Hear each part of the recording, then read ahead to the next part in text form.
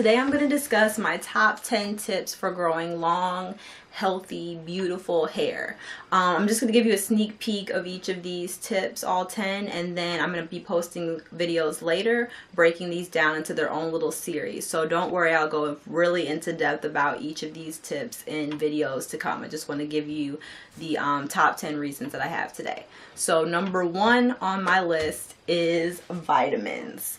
I have taken all different types of brands of vitamins, vitamin regimens, so don't worry, I'll be going into product reviews and speaking about each of the vitamins that I've taken. But I do believe it's extremely important to take vitamins. Your hair needs nutrients, your body needs nutrients, so it's important that you're nourishing your hair from the inside out. So every day I take a minimum of at least 2 vitamins, so that is very important. These I got from Whole Foods, and I'll be going into depth later, but some type of hair or multivitamin. The next thing that I swear by are deep conditioners. Every time I wash my hair, I do a pre-poo, I do some type of hot oil treatment, and I always do a deep conditioner. I never just shampoo or condition my hair. I'm always making sure that I put in moisture. I'm always making sure that I use some type of deep conditioning treatment. And these can go from high to low end, from really do-it-yourself at home inexpensive treatments to more expensive ones. I'll be going into depth about that, but you need to deep condition. The next thing is using natural hair oils. This is my best friend. We go way back.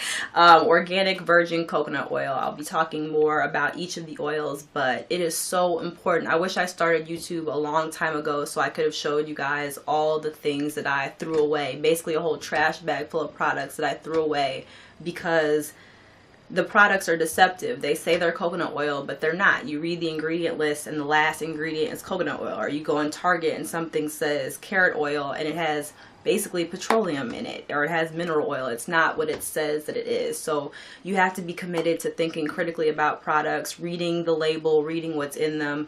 And you can find things really inexpensive, but a lot of, unfortunately, black hair care is not what it says it is. And we're putting things in our hair that don't really moisturize or take care of them. They're basically the same as putting Vaseline on your hair. They're crap. So I believe in natural hair oils.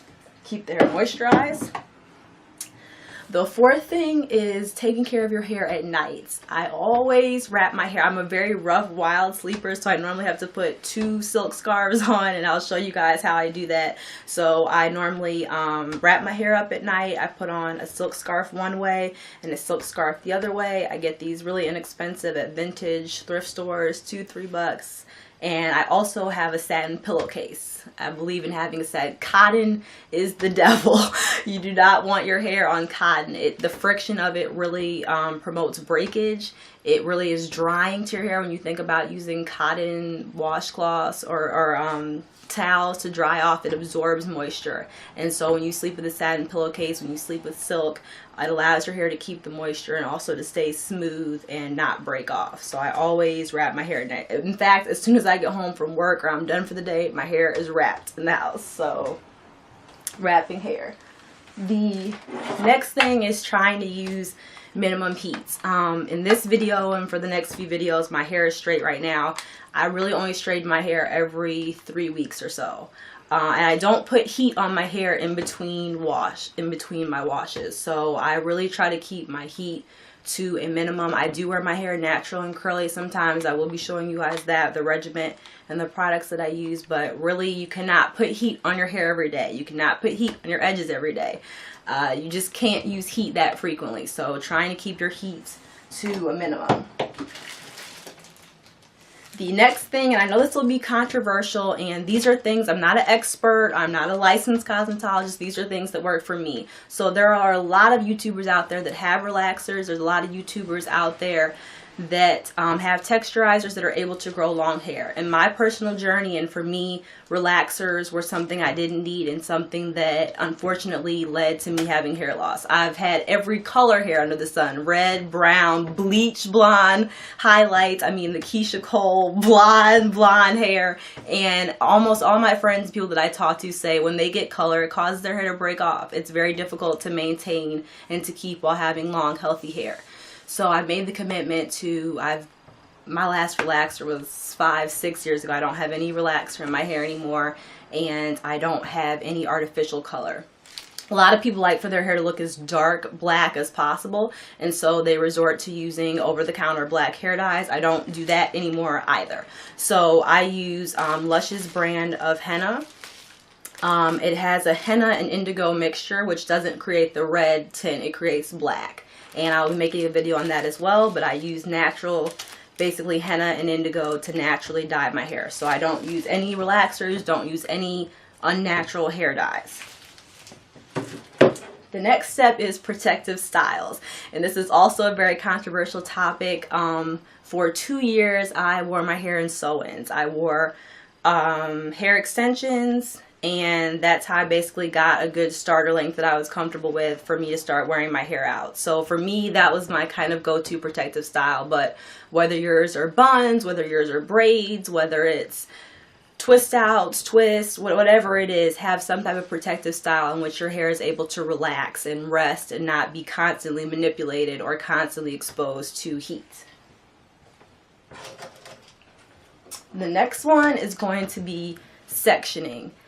And this may sound weird or random, but I am a firm believer. I do my hair all myself now, basically. One of the reasons for that was going to hairstylists, and as my hair started to grow out, having stylists try to rip a blow dryer through my hair or take a fine-tooth comb and start combing, and my hair would be a matted, just crazy mess. And so now I'm very gentle and I take time with my hair.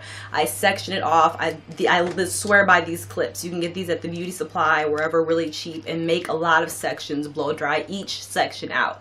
Moisturize and seal each section, straighten each section. Don't get overwhelmed by your hair. Don't have tangles or a lot of hair coming out because you're not taking the time to section off your hair, and make sure that you're paying attention to each area and also the scalp of that area. So that may seem random. I don't hear a lot of women on YouTube talking about that, but it's something that's very important to me, especially at this length.